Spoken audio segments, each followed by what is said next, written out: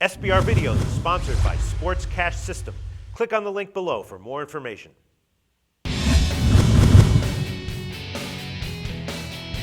Hi, welcome to SBR Forum Videos. I'm your host, Natalie Rydström, and I'm joined now by SBR Forum sports writer Richard O'Hagan to discuss the betting value for the 2013 Rugby Championship match, Australia versus South Africa, taking place on Saturday 7th in Brisbane. Richard, welcome to the show.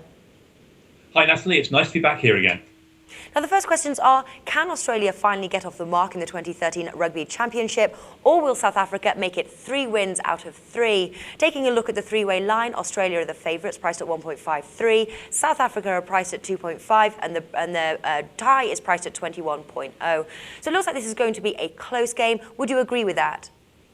I think it is going to be a close game, Natalie. Australia have been desperately disappointed. They came into this tournament with such high hopes. They got a new head coach. They played well against the British and Irish Lions, even though they lost that series 2-1.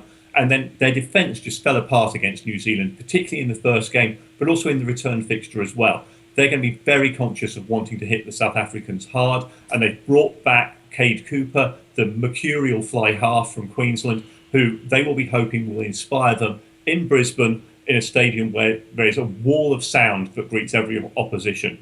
But South Africa, they are tough. They've won their first 2 games very comfortably against Argentina.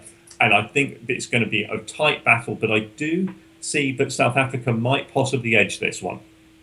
OK. Now, did the opening 2 rounds of the fixtures last weekend tell us much about these sides? And if so, what?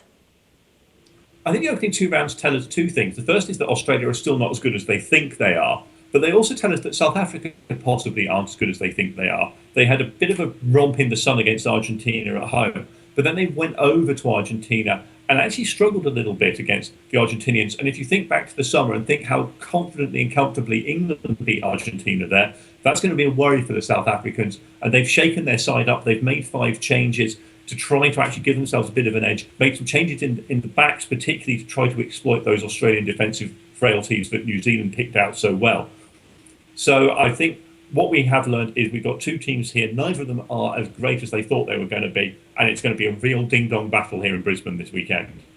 Now, moving on to the betting markets, is there any other markets other than the win one which we should take a look at? I think you should take a look particularly at the first try scorer market. It's not every international game that this gets offered on anyway. And there's a fair few options out there. But one of the things you will notice if you go and look at it is that every player is at odds starting around about 10-1. Now, when you've got proven try scorers of the likes of Israel Folau for Australia or Brian Habana for South Africa, you've got a good opportunity there to make some money just by having a little bit of a stag on the market, putting a little bit of money on several different players and making sure that one of those comes in. So I would definitely be looking at someone like Brian Habana. He's switched wings, so he's actually up against a much less good defensive player for Australia this time round. I can easily see him, he's South Africa's record try scorer, poaching another one to add to his tally this weekend. And I think he probably will be the first man across that line. OK. Now, finally, Richard, if you had to make one pick for this match, what would it be? If I had to make one pick for this game, I think I would probably actually go for that Brian Habana bet because I think that's going to be a good solid one. But otherwise, South Africa to win. I think they will just be slightly too strong for the Wallabies.